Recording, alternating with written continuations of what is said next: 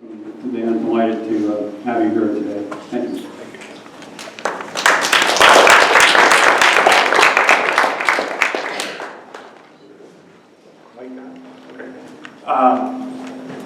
Well, thank you, first of all. As Bill mentioned, how this happened is I woke up one day in September, early September, with an acute neck spasm and was in severe pain for about 3 days. Finally, I reached out to Bill and said, I need help. And through the month of September, as he was working on my neck in lots of pain, and I guess I was in a vulnerable position, he said, you know, I think it'd be great if you talked. And I'm like, awesome. You know, I can do coronary disease, risk factor modification, blah, blah, blah, blah, blah. And he goes, no, how about something like positive thinking or something? I'm like, what? I was like, no, I've never talked about that. I had no real idea about that. And he goes, well, that's negative thinking. So it actually has been fun putting this together. I'm by no means an expert, and if any of you have input, please let me know. What I'll do is I'll just share with you my observations. I work predominantly at the VA now. I'm the chief of cardiology over there. And it's interesting, the mindsets that people have. And as you probably have lived your own life, it becomes a culture. And so how do you change or how do you develop a positive way of thinking versus the negative, pessimistic way? And it's been useful both in my professional life and then in my coaching life as well. And so with this, the first picture, as you start to focus on this, it's going to come up right here. And I want you to all think about what your initial gut reaction is. You don't have to yell it out. But think about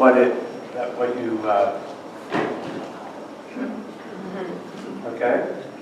Because some of you are going to say it's half empty, and the other are going to say it's half full. And it really comes down to how you view the world and how you interact in the world.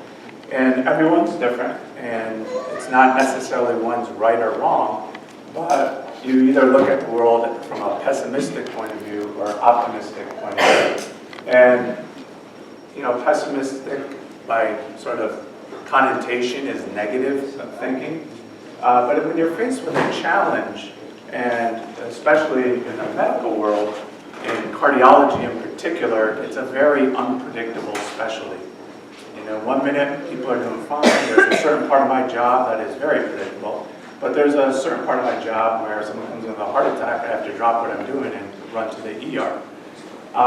Or if somebody comes in and not doing well that day, I got to fit them into my schedule. And I'm sure that's not unique to what I do, it's human life.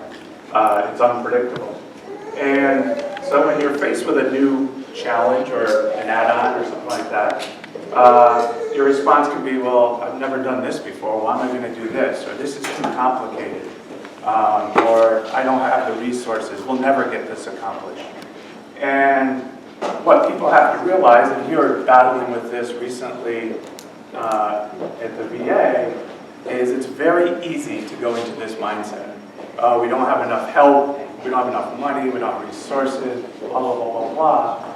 But you can flip the coin on the other side and look at it in a different way.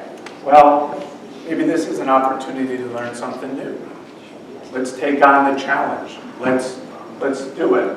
And you know, you can read through all these, I can make this work, let's take a chance, let's give it a whirl.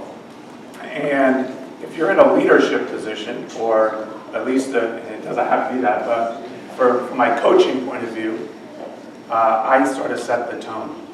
And so what I've always tried to do is set a very positive, we can do this attitude. And you're going to face adversity, you're going to face challenges, you're going to face difficulties. But let's embrace the challenge, let's embrace it, work as hard as we can. And the result is irrelevant in a way. It's really the process, the mindset. And you're really, from a high school coach point of view, you're developing and hopefully creating a mindset that they can then take into the rest of the world and teach them life lessons. And this is one of my favorite quotes that I use all the time. It's from a Greek philosopher way back in the early times of life. And as I said, everyone's going to face adversity. Everyone's going to face challenges every single day. And it's not what matters or happens to us that matters. It's how you react. So, something bad's going to happen to us all. You either can embrace the challenge, embrace the adversity, and figure out ways to overcome it, or you can succumb to it and let happen what may. And again, from a basketball point of view, every year this happens to us. And just even last year, going into the playoffs, one of my top kids becomes ineligible 3 days before we have to play. And we had put in 4 days of practice. We're all ready to go, and boom, she's gone for the year.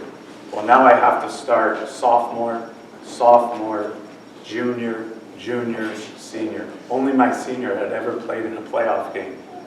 But, I don't know why this happened, but on that Saturday before this happened Saturday night, so this was our Saturday morning practice, I had gone around and just said, how many points do you think you can score? I went to each girl individually.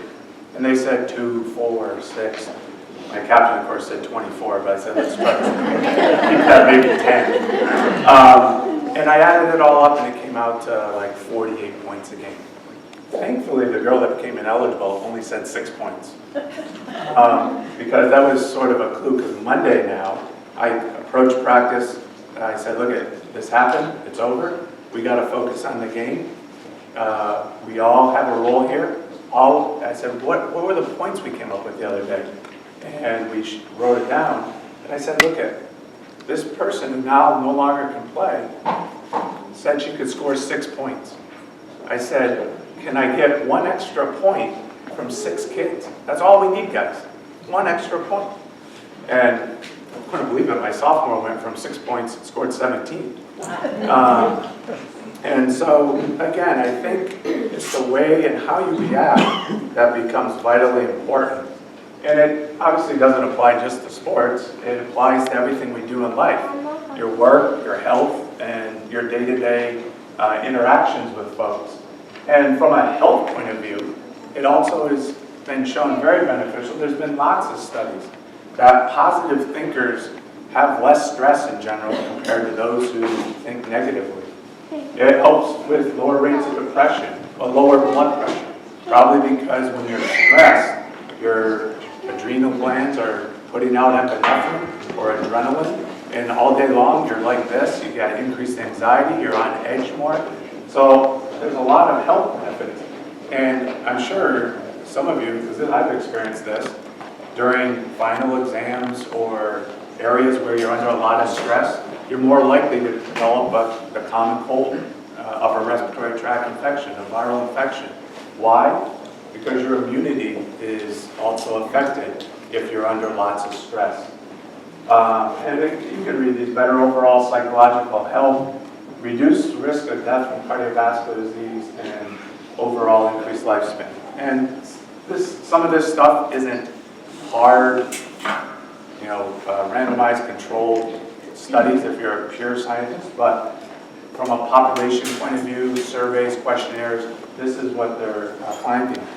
And the thing to keep in mind too, when you're trying to think in this manner, it's not that you're trying to put a facade on, or it's not that we're trying to not ignore emotions. You're still going to feel disappointed. You're still going to feel frustrated at times. I mean, last night at 5 o'clock, I'm wrapping up, ready to go, thinking, okay, weekend's ahead of us, let's go. And one of the administrators comes in and tells me I'm on call today. Got to go work from 12 to 8 because I have no one else to do it. And front office thinks that we have too much resources and blah, blah, blah, blah, blah. And, your initial reaction is frustration. But, I think if you approach, again, from a positive point of view and start to think about, okay, well, how do we change that? How do they change that perception? How do we change and think of it that way? Then you can have a nice weekend. And so when you start to think about, well, how do I do this? okay, it's easy to say think positively, but how do you do it? I think you have to think of it as creating a new habit. Like anything, it's going to take time, it's going to take effort, and it's going to take practice. And the first thing is you have to identify what area, are there certain areas in your life that you tend to think negatively? Is it all areas? What is it that you respond that way? And then a critical component, like anything, is start small. You don't want to go into a diet saying, I want to lose 150 pounds, because you're going to set yourself up for failure.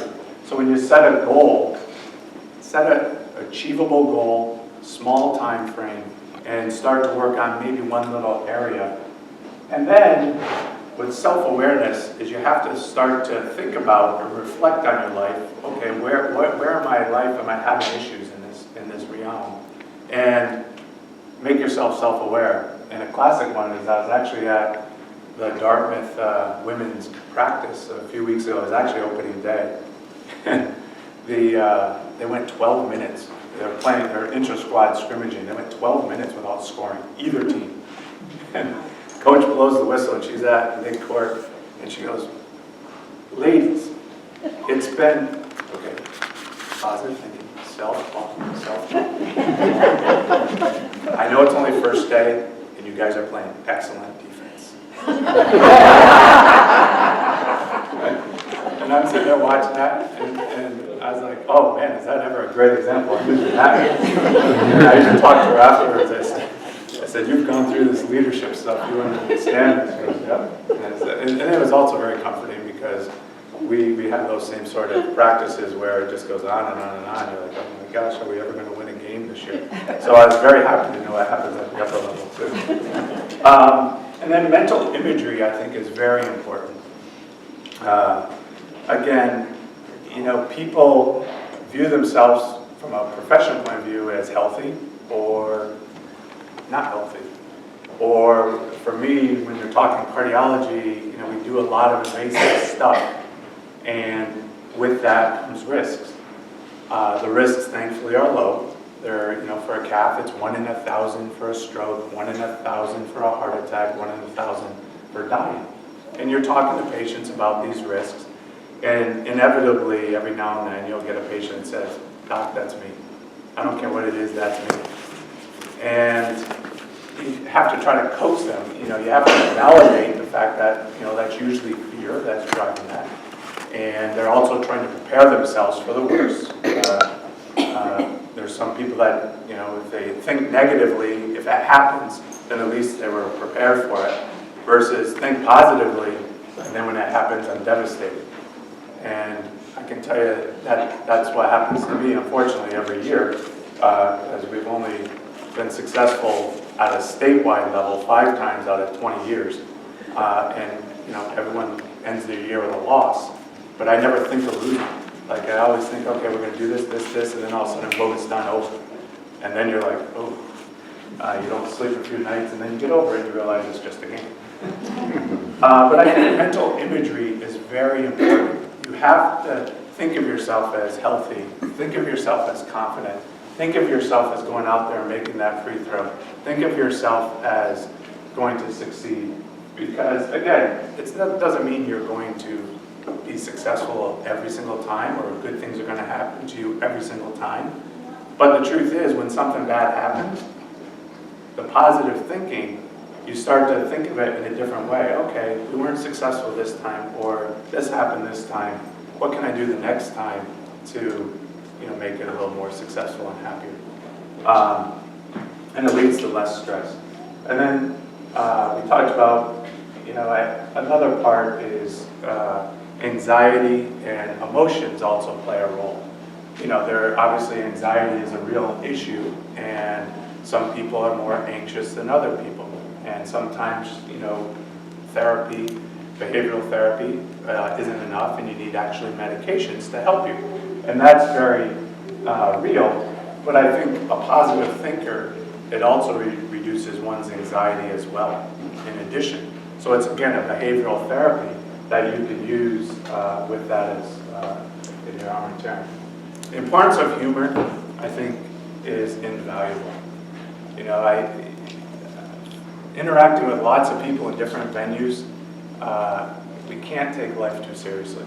Because if you get caught up in the minutiae and every day of life, it becomes a challenge. And so I look at the happier, humorous side of life, realizing that there are serious sides, and there is a time and place where you do need to be serious and whatnot. But in general, I think having a happy demeanor and putting a little humor in your life goes a long way. And this, I think, is very important. Not only surround yourself, you know, you've heard probably surround yourself with successful people, you'll be successful. I think this is true. And I've witnessed this not only in basketball, but even in the workforce. If you can create a culture of positivity, it becomes infectious. And then all of a sudden, you can see the confidence growing over the course of a season or even in the course of your day-to-day activity. And, you know, like I said, we were dealing with some of this with lots of different stressors at work. And some of the people were starting to look at things in a negative way. And I view one of my jobs to try to take that and flip it the other way, and let's look at it a different way. It's a challenge, it's exhausting sometimes, and it's an ongoing upward battle. But I think overall, if you can shift it, and it's not going to happen overnight, I think the positivity keeps going and leads to benefits.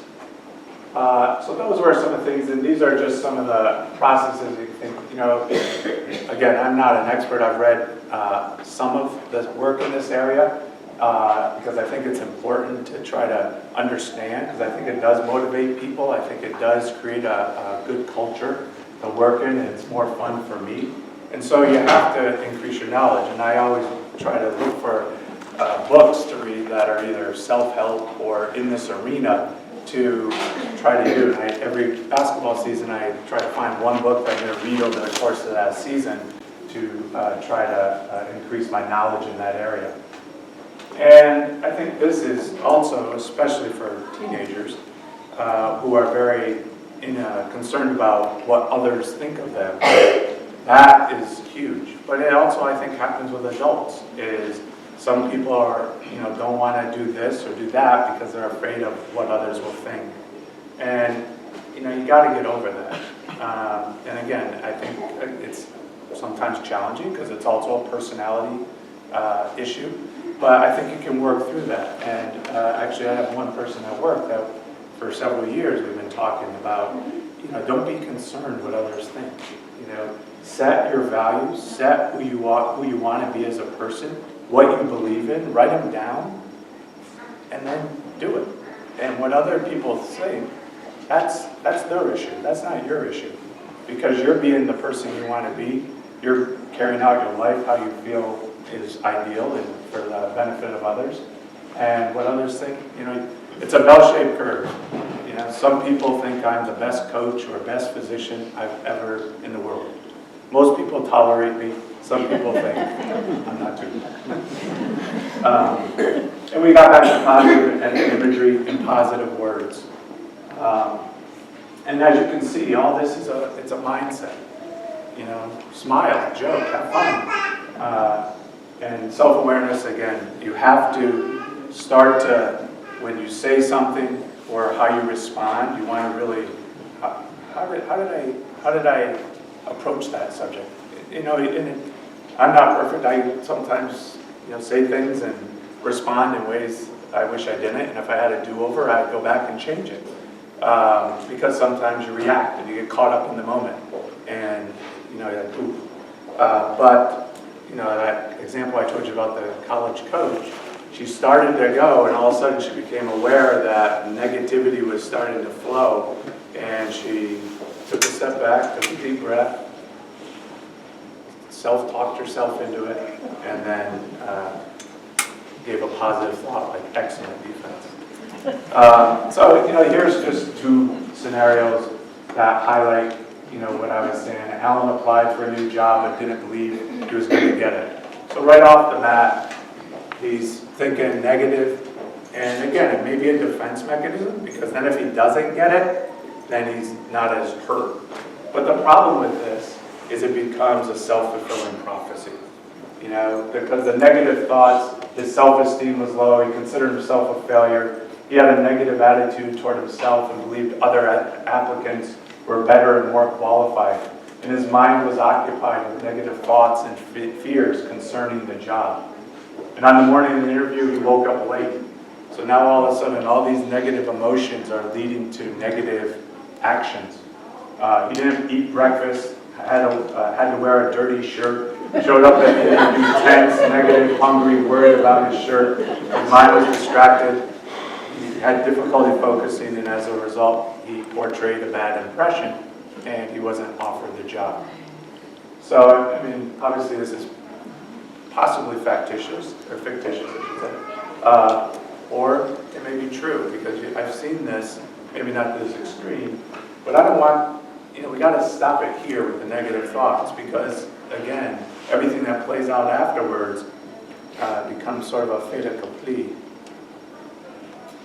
In contrast, Jim applies for the same job. He's often visualized that he was going to get the job. He was confident that he was going to get it. And the night before the interview, he began to prepare for it. He prepped his clothes and got to bed early, got up earlier than usual on the morning of the interview, ate breakfast, arrived 30 minutes prior to the interview, was enthusiastic, confident, and made a good impression and got the job. Again, positivity begetting positivity. So there has been research that has shown that positive attitude exudes confidence. And the more positive you are, the more confident you feel. The more confident you feel, the more happier you are, and the more infectious your personality becomes to others. And hopefully, over time, you can start to change that.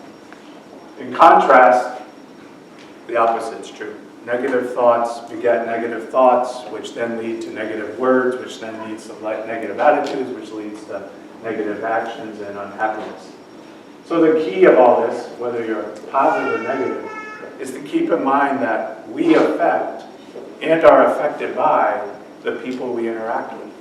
So every time you have an interaction with another person, there's emotions and happiness and negativity being transferred back and forth. And the more positive you can do, the better. This was interesting.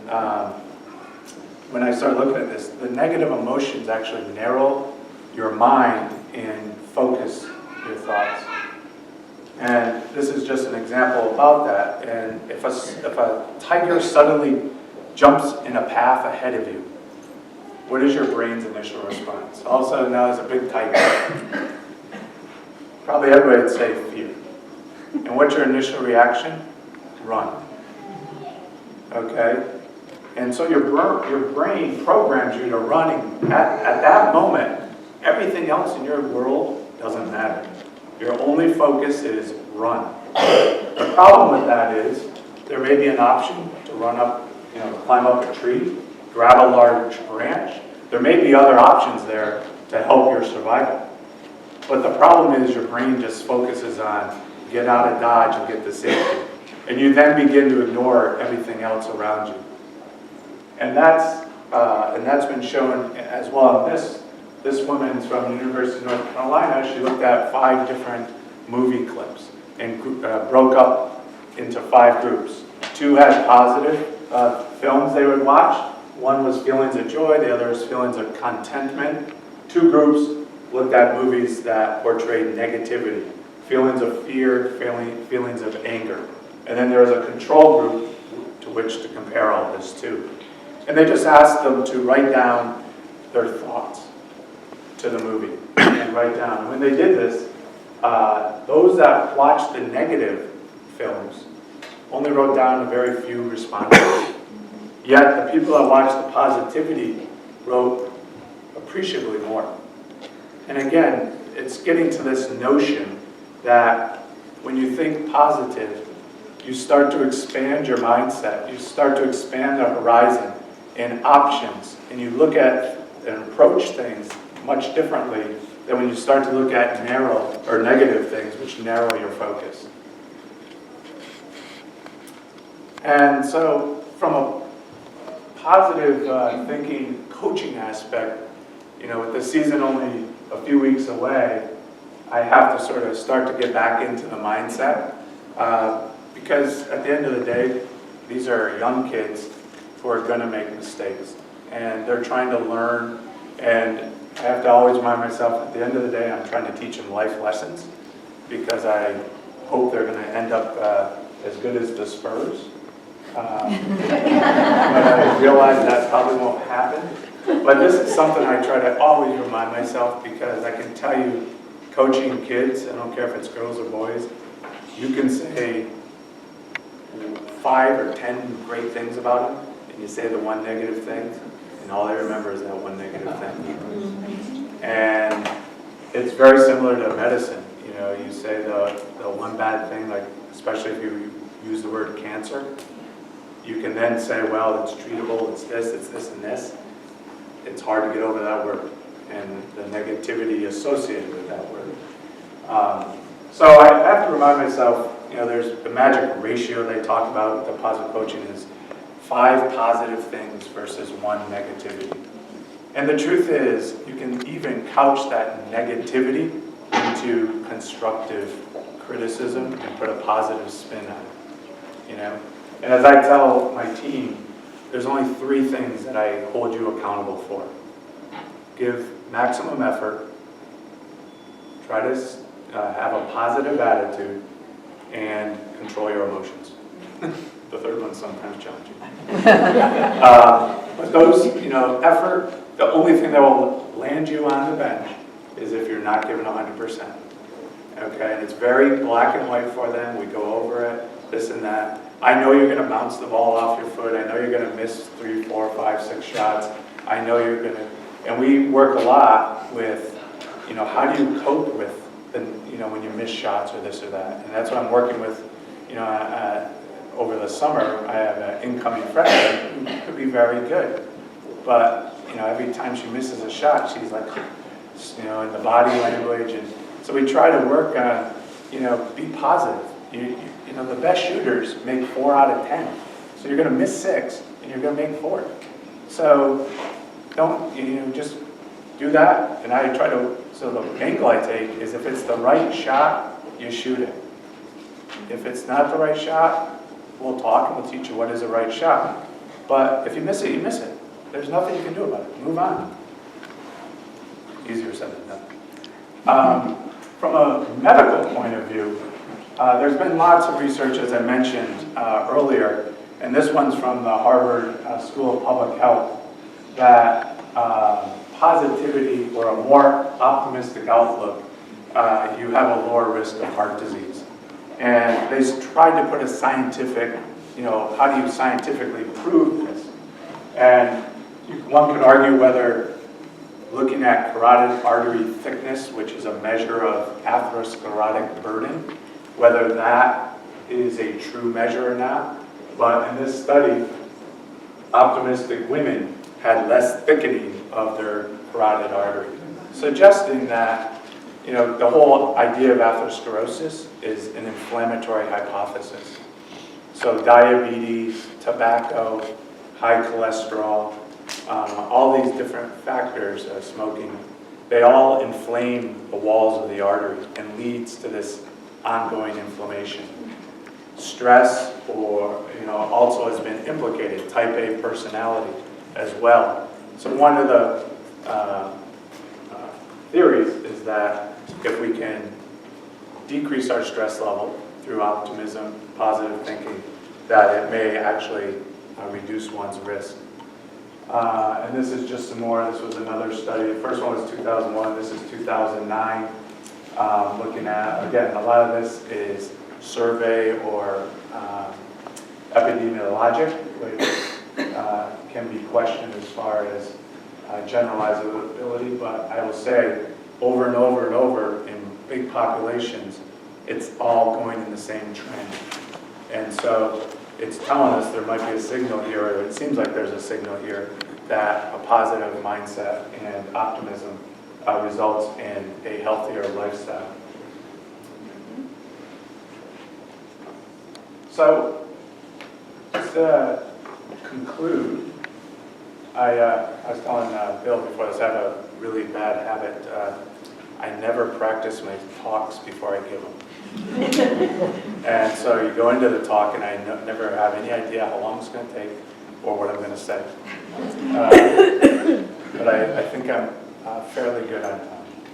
But I think if I can leave you with some pearls to start this track, is to keep in mind, as I say it over and over and over throughout the season, they'll listen to me, it's not what happens to you that matters, it's how you react. Because that's the key. Everyone in life, it's part of life, adversity happens, challenges happen, bad things happen. Most of them are out of our control. And so it's going to happen, and you can either react negatively or you can react positively and try to think of solutions and look at it as a challenge, not as woe is me and feel victimized. And then you have to start to recognize the positive thinking, be self-aware in order to start the process of changing. And it's little by little, bit by bit, small chunks, and set little goals. And for me, it was actually 3 years ago. We were down at Sauhegan High School playing, and my best player just missed literally 4 layups in a row, uncontested. I mean, like nobody's even guarded him. And I run by, I'm like, JJ, will you make the layup? Like, how can you miss these layups? And she runs by me. She goes, Dan, you're not helping. And I think it was like, in my 20 years of coaching, it was the greatest thing ever said.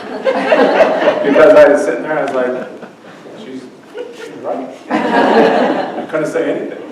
And I'll never forget that for the rest of my life. It was the perfect comment coming from a junior in high school who had more insight at that time than I did. And I got caught up in the emotions of the game. And so it was great. And so I keep using that myself, When I'm about to say something, I'm just like, are you helping? Are you helping? And then this is an ongoing, as I just demonstrated. You have to practice this, and you have to be self-aware, and don't get upset at yourself when you veer off track and make a mistake. Because it's going to happen. Despite my best efforts, every now and then, I say something that I wish I could take back and approach it in a different way. But we're all human.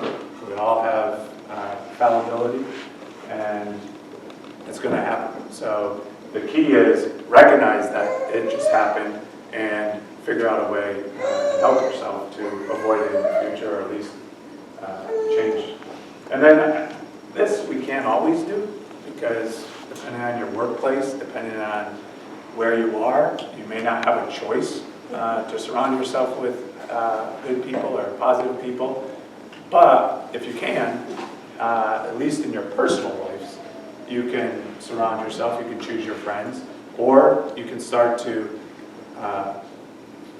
use the positivity that you're learning to be infectious towards others. And then hopefully over time, change that whole mindset. And as I mentioned, all of this impacts your daily life in your work as well as your leisure lives, and ultimately can have an impact on your health. And then someone much greater than I said this. It's keep your thoughts positive because your thoughts become your words. Keep your words positive because your words become your behavior. Keep your behavior positive because your behavior becomes your habits. Keep your habits positive because your habits become your values. And keep your values positive because your values become your destiny. And when I found this, I thought this was phenomenal. And it's from Gandhi. And I think this sums up I probably could use this and just let you read it and say thank you very much. Because ultimately, I think this is it. I mean, this capsizes what I think you're trying to do, or what we're all trying to do, and change not only our health, but our interactions with everyone else. That's all I've got.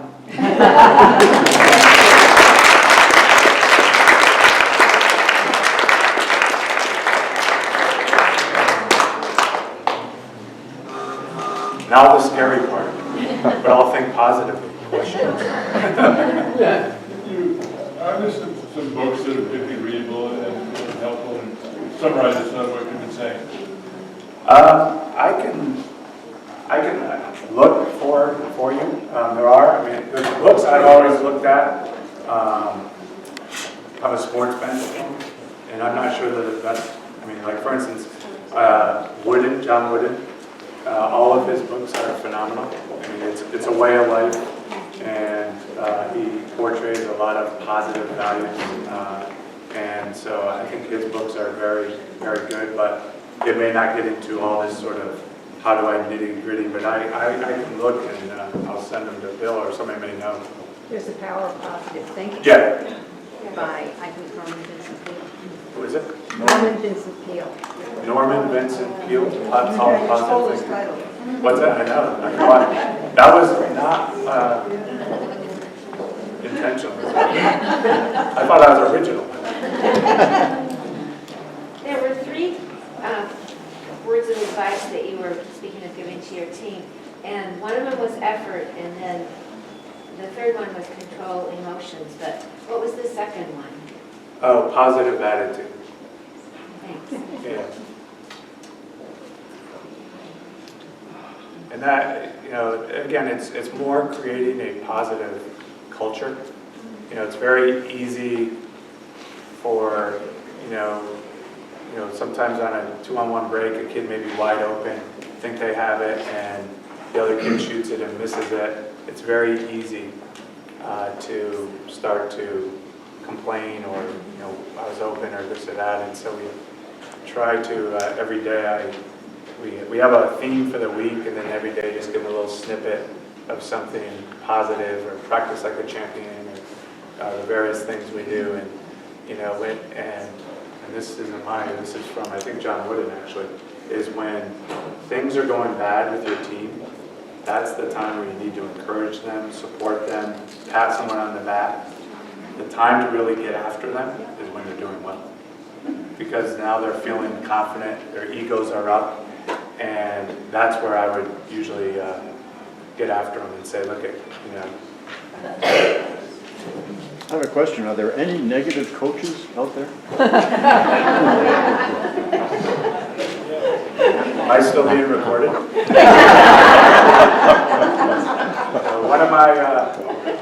One of my motives with all this, actually, there is in the college ranks. I've had 7 girls go on to play Division I basketball, and sadly, not one kid has enjoyed it.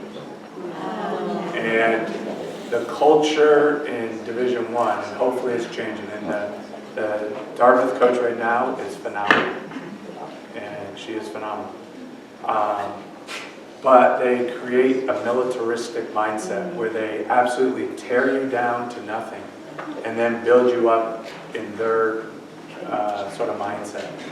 And every kid I've ever coached has always come back to me and said their happiest times is in high school basketball and whatnot. And my motto is, I tell the kids all the time, if you leave the program and you have a tear in your eye and you wish you had one more game, then I've done my job. At the end of the day, that's all that matters to me. Because nobody's going to remember how many wins you have or championships you have or anything like that. When you talk to these kids, they remember the bus rides. They remember, I have like a hereditary double chin here coming. They call this biggles. So, but those are the things they remember. They don't remember specific games or this or that. And so that's really what you're trying to teach them, and hopefully give them some life lessons to carry on, and when we're adults like us, to be able to interact in the world successfully. Thank you so much, Dr. Okay. Roberts.